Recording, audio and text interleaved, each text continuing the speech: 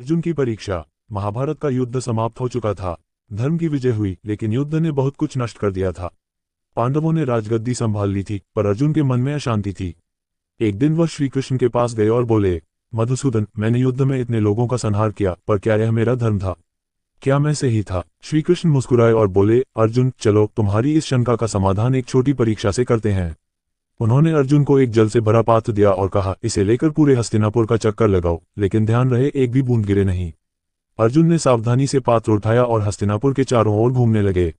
रास्ते में कई दृश्य दिखे, कहीं कोई गरीब भोजन मांग रहा था, कहीं कोई दुखी विलाप कर रहा था, पर अर्जुन का ध्यान बस जल पर था। किसी से भी बिना कुछ बोले, बिना रुके, वह वापस श्री कृष्ण के पास पहुंचे।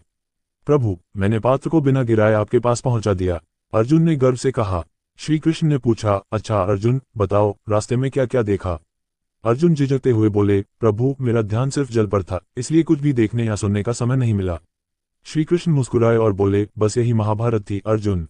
युद्धभूमि में तुम्हारा ध्यान केवल धर्म और कर्तव्य पर था, इसलिए तुम्हें संहार का एहसास नहीं हुआ। जिस प्रकार इस पात्र को गिराए बिना लाने के लिए तुमने अन्य चीजों की परवाह नहीं की, उसी तरह महाभारत में भी तुम्हें बस अपने कर्तव्य का पालन करना था। अर्जुन की आंखें खुल गईं। उन्होंने समझ लिया कि उनके कर्म धर्म के मार्ग पर थे, और शंका का बोझ उनके हृदय से उतर गया। सीख।